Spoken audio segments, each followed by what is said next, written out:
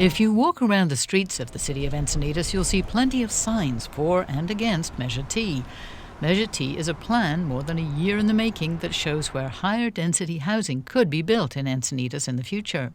California law requires all local governments to have a plan to, quote, meet the existing and projected housing needs of all economic segments of the community. The city of Encinitas is the only city in the whole of San Diego County that does not have a state-approved housing plan. The residents just cannot seem to agree on where and how to grow. Encinitas is not bucking state law.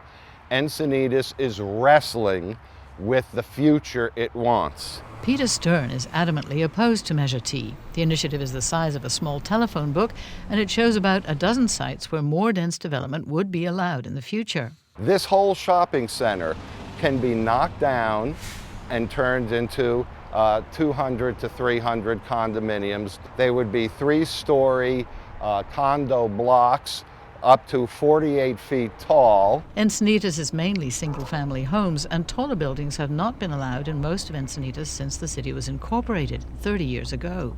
We don't know exactly. Councilwoman Catherine Blakespeare, who is running for mayor, says she's reluctant to see more density come to Encinitas.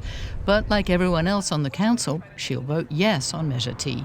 We're in the middle of 3 lawsuits related to our lack of compliance, and we have spent almost $1 million on attorney's fees and settlement costs associated with those lawsuits. Paul Gaspar, Blakespeare's challenger in the mayor's race, will also vote for T, but he says should Measure T fail, I will work with its opponents, the city, and the leadership in Sacramento to come up with a more broadly supported solution. Stern says the city should go back to the drawing board. Keep Leucadia funky. Let these things grow, mature organically by themselves, not be centrally planned by university planners who like making cookie-cutter shopping centers and block buildings and designs. The local people should determine what type of city they would like. We have tried again. This is the try again. And that's the thing that's important to remember is we spent almost $1 million on a consultant's plan that put a lot of the development on El Camino Real. And there was an outcry that it was unfair. And so we went back to the drawing board, scrapped that plan, and we had 140 community meetings. And this is considered the environmentally preferred alternative. Blakespeare says the lawsuits the city's faced so far for failing to agree on a housing plan were filed by developers. How can you incentivize infill without disincentivizing sprawl? But now an environmental attorney, Marco Gonzalez with the Coast Law Group, is threatening to sue Encinitas if Measure T fails.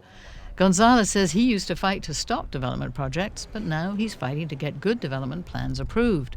The folks who are against Measure T basically say we don't want anything that's going to change our character. And unfortunately, the law says you have to evolve. You have to accommodate more growth, and that means your character is going to change. Now the question is, how is it going to change? Gonzalez says this 3-story development on Highway 101 in Encinitas is an example of how higher density can build a thriving community. He says Measure T puts growth in the right places, close to existing main roads and the railway line. He sees the decision facing Encinitas as part of a bigger dilemma facing San Diego County. On any metric you could possibly measure, infill development is more sustainable and better for the environment than sprawl development. So I see it as a choice. Do we sacrifice the economy of our small farms in the backcountry? Do we sacrifice the natural resources of the Cleveland National Forest? Or do we infill where we already have transit corridors? November's election is not just about community character, but also about how each community plays its part in San Diego's growth as a region. Alison St John, KPBS News.